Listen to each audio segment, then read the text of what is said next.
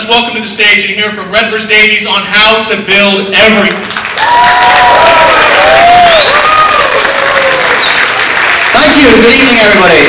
I am a proud hacker. I'm a hacker in both senses. My employer pays me to break stuff in order to improve their security, and I also hack things as in I tinker, I create, and more importantly, I help people create. Because technology has turned this country into a nation of consumers. And this harms us because both individually and societally, we are losing our ability to create. We are delegating how we interact with technology to a small number of people, and we treat them as gods, which they're not. We're not buying technology, we're renting it. If you cannot pick up that item and open it and repair it or improve it, it's not yours. Because all you're going to do is throw it away. Then you're going to get in line again, and you're going to be a slave to the consumerism, and you're going to buy the next shiny gadget. So please, if you're going to do anything today, tell the next generation that the peak of technological prowess is not downloading a theme for your iPhone, it is not editing CSS on your blog. You're selling them short, and it'll kill them. So, I want to ask a question. What if I could convince you that everyone in this room with maybe 3 weeks could learn the skills required to build a small electronic device? Something simple like, say, a Droid smartphone. Well, 20 years ago, $700 would have bought you this. It would have bought you a Motorola brick. That's extremely hard and extremely complex. To actually build one of those, you actually needed to know what you were doing. The thing is, due to miniaturization, every function of that phone is now inside that tiny chip the size of a quarter, which means all of the complexity of building a cell phone now lives inside that chip the size of a quarter, which means that building a cell phone is as easy as giving it power, an antenna, speaker, microphone, and a serial connection. Electronic engineering now is more like playing with Lego than it is with hard sciences. The software is written already. Android, the platform is already there. All the software support is already there.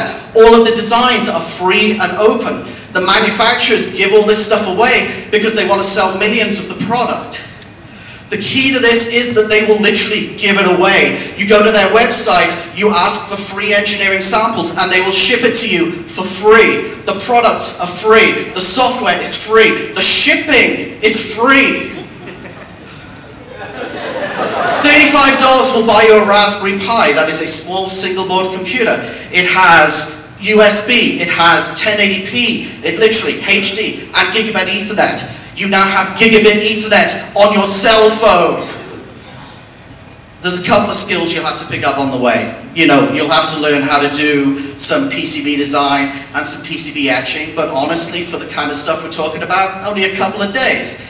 So, but if you don't want to get your hands dirty, literally, you could ship your designs to China, and you could contract the exact same factory that they are building these commercial cell phones in. My board cost me $2.49, and that is less than the raw cost of the materials in the United States. So you're going to need a plastic case. You used to need to build a mold. $10,000 is what it would have cost you just to build the mold. But now we have 3D printing. And the beautiful thing about that is it's literally like a glue gun on a robotic arm. A commercial one of these will set you back $20,000. The one that I built cost me $400 on my kitchen table. And the quality of that meets and exceeds that of the commercial printer. So when I want something, I design it and I press print. And literally that piece of plastic, that object is in my hand. This device here that you see behind is actually a part of a printer. My printer has had babies. It has children. It breeds. In fact, there's the birthing party for my 11 children. And if you notice, one of the builders over there is a 12-year-old kid. And anyone who tried to build something for him, we wrapped across the knuckles. Because when you build something with your hands, you gain something. You gain an ownership over something that is just sublime and is inexplicable. So please, I ask you, challenge your assumptions, step out of your comfort level, Do something difficult. Go create all the things. Thank you.